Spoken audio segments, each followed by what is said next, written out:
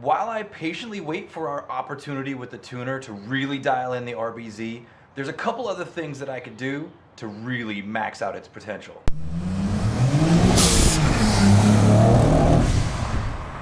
So the really good news is that I have indeed made contact with the tuner. He's on board, he's seen the car, he said that he respects the build, he thinks it's gonna be a good candidate for his type of work. He knows I'm not bringing him a piece of crap. He knows that I'm not out for the high horsepower numbers. So him and I are right in the same boat as far as what we want and what we want to achieve with the RBZ tune. Now it's just a matter of his schedule freeing up to allow me to get in there, and hopefully that'll be sometime soon. In the meantime, there are some things that he needed me to do and to have on hand for when that time came. So the tuner asked me to get a second set of spark plugs on hand. I actually ordered 2 brand new sets, a set of platinum plugs and a set of copper plugs, both in a heat range of 7. These are the old plugs, the ones that were in the engine when I bought it. They're Greddy plugs with a heat range of 8, it turns out, which may be why we're not really unlocking all the performance that we need. I think these are too cold for the application that we have, but now that's all been fixed. I went ahead and put the copper plugs in the RBZ, and guys, I'm here to tell you, it's already running a heck of a lot better. You know,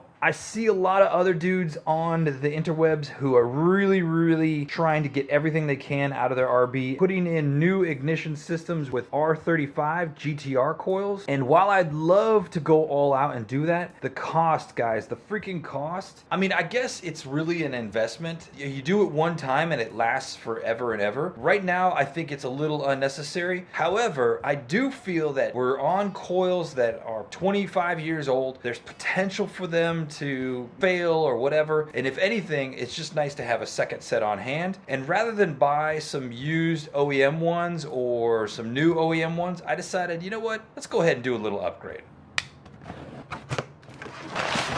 Oh snap. So yeah, man, I ordered a set of Splitfire high performance coils for the RB26. This is probably not something that's truly necessary at this stage in the game because of the boost levels and everything else that I'm running, but guys, it gives me a chance to refresh the ignition system and to just have the purest ignition signal and spark that I could possibly have, so when we go to the tuner, we're just that much more pure and reliable to get the best tune possible. So let's go ahead and install these, then I want to talk about some other things on the RBZ that we need to get changed before she heads across the water.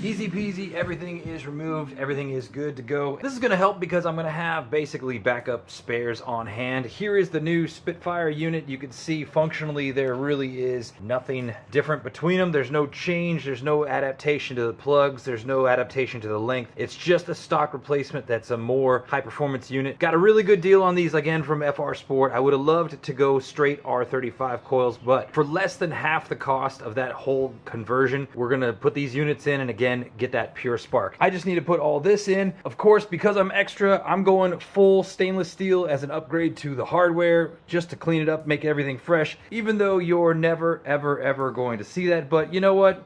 I'll know. We'll know. Because we know these things. Getting everything fresh, getting everything tight, put these in, be right back. Oh yeah. Looking super fresh, looking super fly, man. Super stoked. Now, I understand this is an unnecessary expense, but isn't every dollar put into a project car, right? But I like it, man. I love it. It's just things like that that make a little bit of difference. Kind of really set you apart. It's that attention to detail that shows that you actually care. We'll probably replace the hardware on the top cover too. Unless it stands out too much. It might stand out too much, so we'll see. Looking super fly, looking super fresh. And like I said before, this is gonna give us a much cleaner, much purer spark so that when we go to do our tune, we can be sure that everything's ruled out as being any possible hindrance to getting what we want out of this car.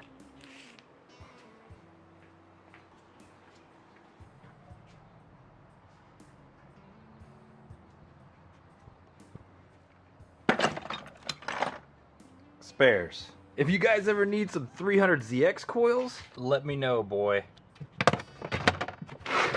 I got what you need.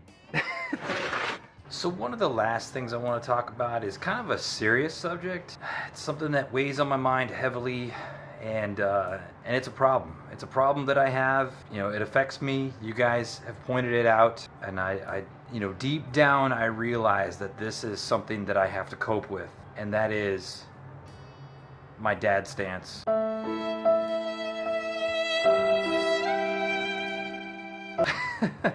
So I've heard the term dad stance before, and I guess I'm in that boat. But I want to present my case a little bit about my dad stance. I think that's a hilarious term, by the way. And I'm not trying to get stance, and I'm not trying to do the coil over thing just yet, but soon, right? Soon. But let me explain what the deal is. First, the car is on iBox, so it has been dropped, what is it, about a 1-inch drop, which to me is perfect. The shocks and the springs that I have on this car are shocks and springs I bought, I think, somewhere in the neighborhood of 9 or 10 years ago when the RBZ was first a project in my mind. I think I paid $200 for a full set of shocks and springs that were secondhand, so someday I'm gonna upgrade that stuff. Here in Hawaii, man, the law is pretty strict when it comes to cars and whether you're raising or lowering. When you lower a car in any way, shape, or form, you have to go get a recon. I think it's reconstruction. I've talked about it in the past, especially with the Skyline. They all equate it to safety. It used to be if you had exhaust, if you had any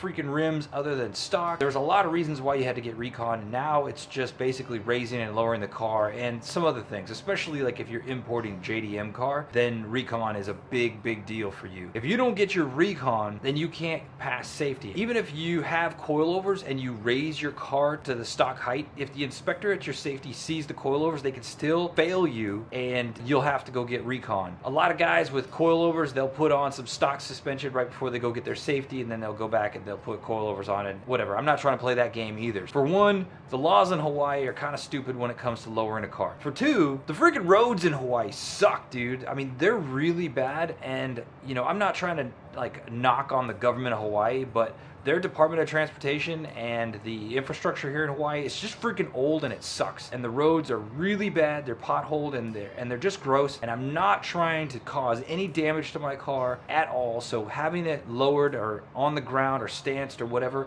it's just not an option for me because I'm not willing to go through that stuff. Two, I like driving, or I guess three, I like driving over speed bumps. I mean, I don't like it, but I like the fact that I can. That's a thing. Yeah, and so that really is what it's all about, man, is the fact that I just don't want to deal with the hassle of Hawaii. I don't want to deal with the roads of Hawaii. I don't want to deal with all the stuff that comes with having a Super Slam car. And right now I think the car sits great. It looks fine. It looks balanced. I'm not saying I don't like that stance life. I think there's some pretty sweet looking cars out there, but it's not where I'm going right now, man. It's not my focus. Some of you guys have been commenting about the fact that I need wheels, and I'll tell you what, the price of a good set of wheels equals the price of a good set of big turbos.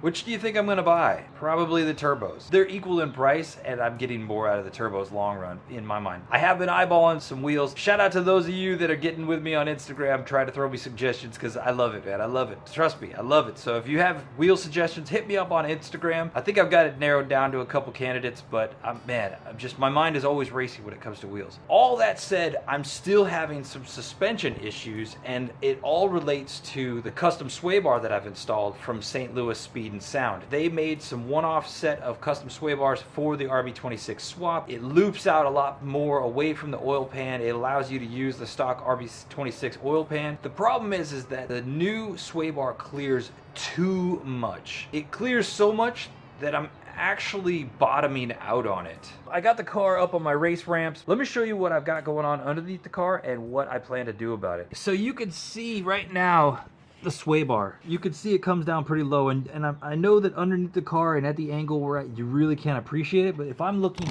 head on, you can see just how low it is. I'm not at any weird angle to make this look excessive or not. If you look at the pan and the cross member behind the pan, you can see how they're on a nice even plane.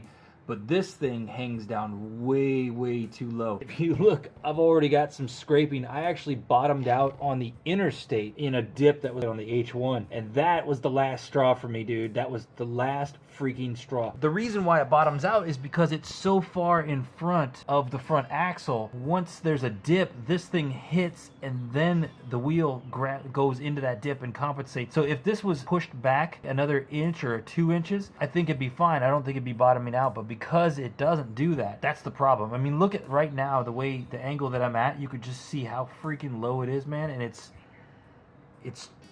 awesome, but it's just ridiculous. But I've been going back and forth on how to fix this problem, or what we should do to kind of mitigate the problems that I'm having. And it all has to do with the sway bar end links. Looking up, you could see the end link that's attached to the sway bar, and eventually it attaches the nut and the bolt there just past the shock. If I increase the length of that end link, then effectively I'll push this back side of the bar down and push the front side of the bar up. And that's what I want to do. But I'm lost at whether or not I want to actually find end links that are extended, or modify these end links, or drill new holes into the suspension right there to actually bolt this thing a ½ an inch lower or a full inch lower, which would effectively push this bar up quite a bit. Now I need to measure it out, of course. I need to detach both end links and figure out the actual geometry of how far I need to come down. And I've got tons of clearance. There's no problems with it hitting anywhere in the body of the car with full suspension travel, even if I was to bottom out. I'm still devising the ways ahead as far as what I'm going to do. I would love to just source some longer end links, or maybe buy some adjustable end links. If any of you guys know a good lead on some adjustable length 300ZX end links, let me know, because that would be the ultimate solution where I don't have to chop or modify or do anything stupid or crazy to get this to work. I actually bottom out that bar on speed bumps. I just can't have that, man. I cannot have that bar constantly grinding out and bottoming out on anything. It's just nerve-wracking. It's freaking nerve-wracking for me to just drive around and think, okay, is this thing gonna clear what I'm about to go over? And so I gotta get that modified. Something I'm working on. Hopefully I'll have a solution soon. Again, if you have something out there, adjustable end links, if you guys know something on them, they probably don't even have to be for a Z, but obviously they gotta work for a Z. Shoot me a link, and that would be awesome, because I want to find this solution, and I need to find it soon. Good things are happening. Other people are going to be driving this car. I don't want to take a chance of some other person not treating it the way that I would treat it and causing some severe damage. All right, so I want to move on and do a little bit of work with you guys on the MR2, but first I need to bring you up to speed of where I'm at. I'll show you the things that I've found. I want to talk about one thing in particular, and that's the coolant system to the MR2. I think I made a discovery that's pretty awesome, and I want to share it with you guys. First, the engine bay is pretty stripped down, man. I took a lot of stuff out. This stock airbox, holy freaking cow, at all the garbage that makes the stock intake airbox system for this car. If it was me, I'd put a pop filter on this dude and call it a day, but he likes his car to be as stock as possible, so we're gonna go with that. I also removed the cruise control system, which is here. Old archaic system of cables and all weirdness, just for ease of access. One of the things he talked to me about was that he was having an oil leak, and that was one of the things he wanted me to kind of check on. After doing some investigation, I did find that it was just coming from here, from the actual valve cover. I've got a new valve cover gasket. So you can see here, somebody has just RTV'd the crap out of this valve cover gasket. And after talking to him, he said he's taken it to a mechanic before about the issue of the oil leak, and they said they fixed it. Obviously that's all they did. That's crazy, man. This is why I learned how to do my own stuff, man, because I'll be damned if I'm paying somebody else just to freaking take my money and do whatever they want with it and not fix my car. That sucks. So in the grand scheme of oil leaks, you can see here his distributor is just grimed up. I've actually cleaned it quite a bit already, but it is really, really gunked up. And looking at the cap and rotor, just look at this thing, man. It is insane. Like, I do not understand how spark was occurring. Insane, dude. I showed this to him too. He was just flabbergasted. I don't even understand how this car was driving the way it was. And what's really crazy is I talked about how peppy it was. Bruh. I cannot wait to actually get this thing tuned up and see what it's going to be doing. It's going to be incredible. The timing belt is going to be a little bit more of a pain. I got the cover loose, but man, I can't even take the cover off because this engine is right on the edge here. In order to get this, I got to prop the engine up, take off the engine mount, get me some room, and I'll be working on that. But the thing I want to talk about the most today and get done is the coolant system. So the radiator's in the front of the car. Obviously the engine's in the back. I went ahead and drained the radiator and the coolant system, and look at this, man. That's That's coolant. That's coolant. Dude. No. Definitely something that creeps me out, man. Doing an overall inspection of the coolant system of itself, one thing I noticed is that when I squeeze the hoses, I don't know if you could pick this up, but check this out.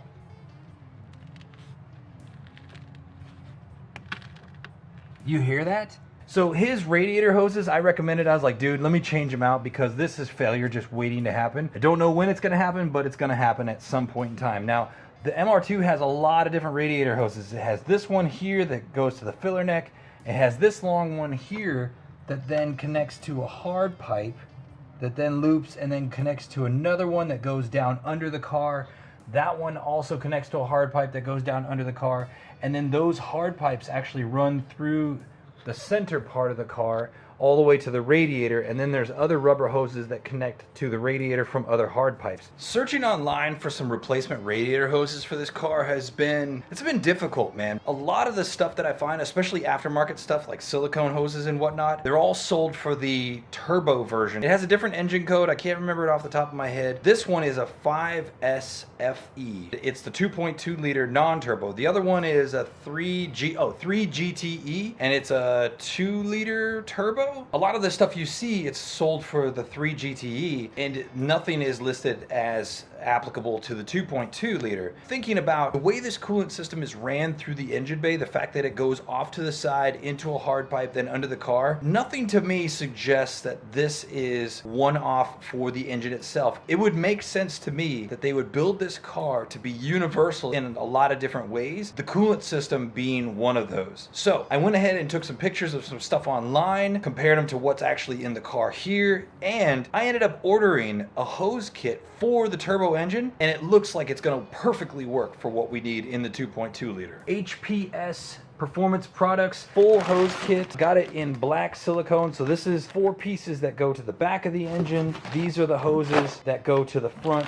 radiator side of the engine. They also sent some other goodies inside the package. I love this air freshener. I built this. This is freaking excellent, dude. The next time I go to a Cars and Coffee, I'm gonna hang this on my mirror. I think it's gonna be freaking hilarious, dude. It also came with hose clamps, which is really, really cool. So this kit comes with 8 hoses and hose clamps. Not a bad deal. And now let's go ahead and take it off, pair side by side, which I already feel really confident about, and I think we're gonna be fine. Here's 2 of the hoses. Now again, if you go to their website, they do not list this as being applicable to both cars. Even Mishimoto sells a hose kit as well, and they don't list it as being applicable to both cars, but looking at this, it's gotta be, right? First one is the filler neck. Now it's not as snaky as this one, but look, man, that's gonna fit just fine exactly where we need it to fit. All right, looking at the shape of this guy, got a little whoop-de-doo coming around into there. Look at that. Whoop-de-doo coming around and into there. Perfect, man. I'm gonna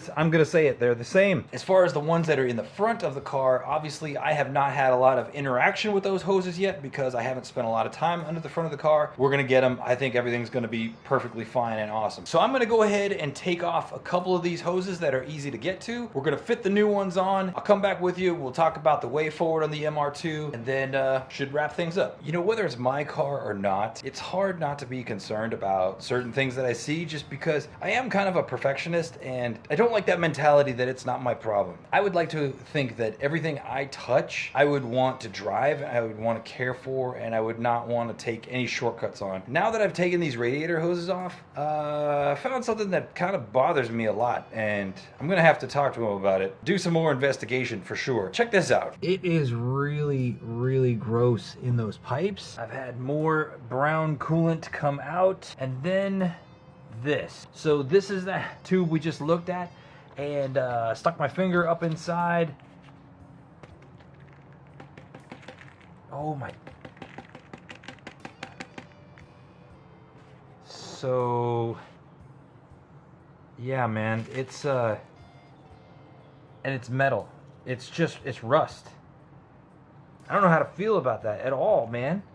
Like, that just freaking bothers me a lot. And of course, now I want to investigate. I want to investigate big time into what could be the problem. I don't know enough about the MR2 to know what could be the culprit. Maybe it's the block, maybe it's something about these hard lines that are running underneath the car, maybe it's the radiator, I don't know. But that's a lot of freaking rust. Now granted, this car is a 91, so it's like 27 years old, man. Especially with less than 100,000 miles, it's sat a lot.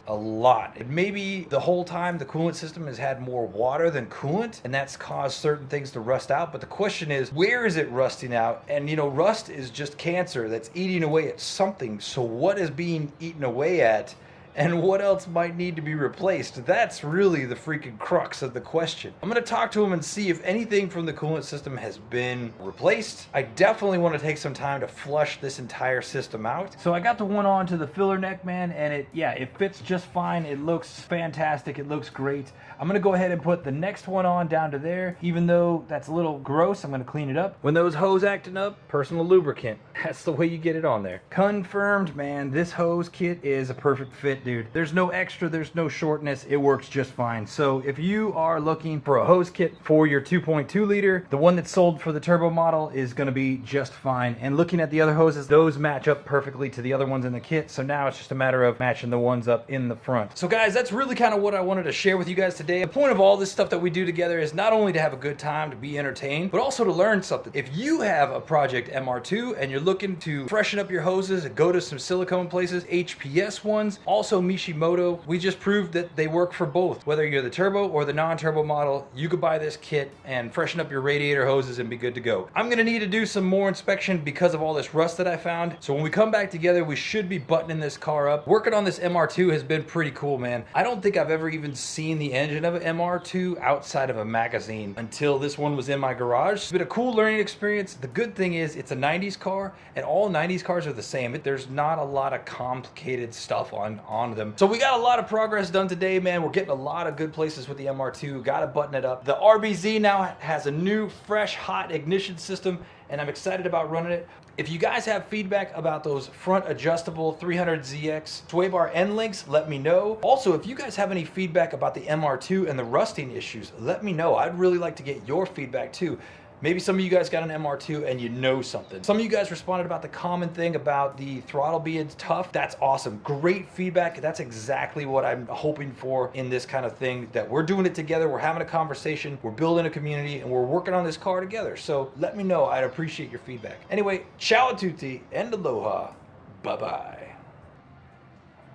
Here's another quick view of the sway bar from a distance, and you can just see how much low it hangs, man, and yeah, need to repair that.